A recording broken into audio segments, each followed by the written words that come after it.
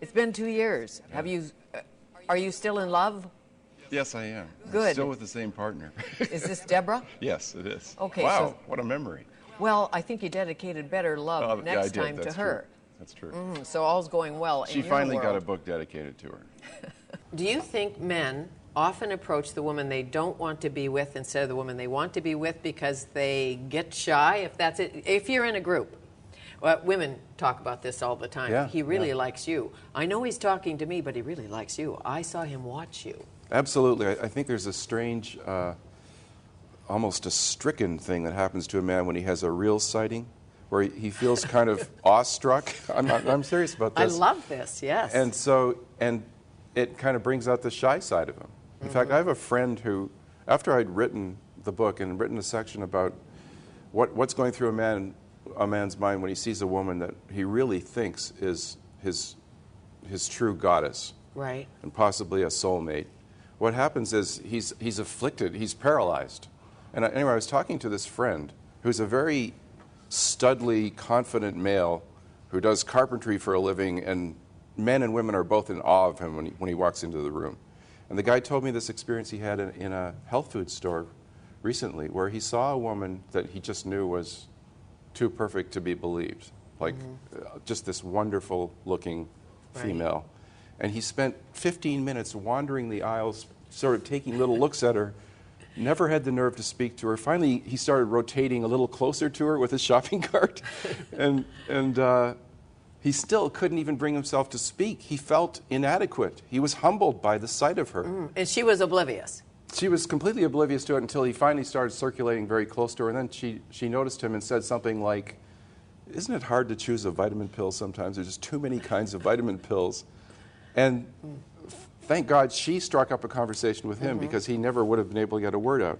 Well, whenever and we're then attracted... They struck up a conversation, and now they're dating. So Really? Yes. But whenever we're attracted to someone, as you know, we get a bit bumbly. We do. Most of us. We do. And it's a likable quality, actually. Yes. Or And if somebody had the guts to dump you and tell you the truth that they didn't want to be with you anymore, they may have saved you years of sort of a life of quiet desperation.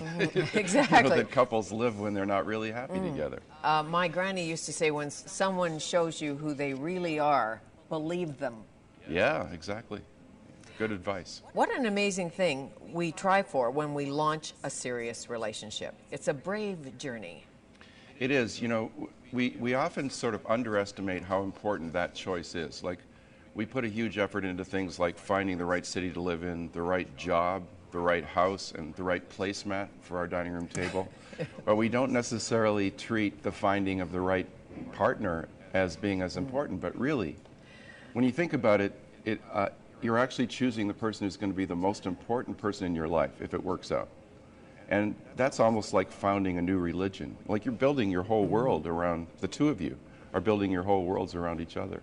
So when that falls apart, it's like losing your religion. You also point out in here very clearly to try to date someone or have a relationship with someone who really likes you and thinks you're swell and is on your side. Not the person who criticizes you, the person who makes you feel fabulous. Exactly. If you, I mean, different men have completely different tastes in women, just as women do with men. I mean, that's very obvious if you look at couples. And if you install someone in your life whose natural tastes you do not appeal to, you've just installed a really harsh critic in your life. Well, that's not really a good way to promote your own self-esteem. The best thing to make you happy about yourself is being in the presence of someone who admires you greatly. It's how somebody makes you feel.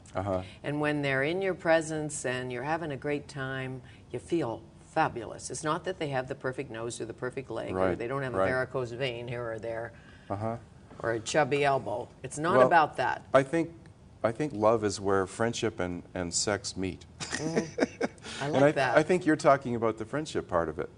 And I think it's more important than the sex. They're both important, and it's nice to have both, but the friendship part can carry you through. Friendship can get you through days with no sex better than sex can get you through days with no friendship. You got that right. And a sense of humor.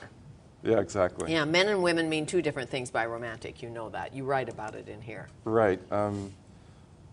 women mean whether you think of me when we're not together, and whether you do thoughtful things to show me that you're thinking about me when we're apart. And men think it means whether I pile on the frills like the roses and the chocolate and stuff when we are together, and when I'm Right. taking you out for a fabulous evening. And I mean, the two definitions are both valid, but I think it's an example of why when you're getting to know someone maybe online, and it's not enough just to say, I'm romantic. And then the guy goes, oh, I'm romantic too. Okay, then we must be perfect for each other. Yes. One of the things that I say about online dating, which, as you know, is a big part of the book, Yes, big part of the book. is that it's not a good thing to assume that you have chemistry with someone before you've physically met them. Like, because people tend to project their fantasies onto another person when you meet online, and you're exchanging emails, and you're baring your souls to each other, and the emails are going so well, and it feels very, very romantic. But you have to stop yourself and don't fall in love before Before like, hold off, physically see. before you've actually met in person and found out how the two of you react to the actual physical presence of each other. Right, because as you know, there's a smell. Right. And I don't mean, well, there is. I don't know what it is. I don't it's think how, we even understand what it is. You write about but- it in here. You yeah. say when somebody nuzzles your neck. Yeah, I say when you bury your nose in the place where the neck meets the shoulder, do you like it's almost the cellular, it's almost on the cellular level that you're picking up some Well, the strange scientists kind of, tell us yeah. it's part of it.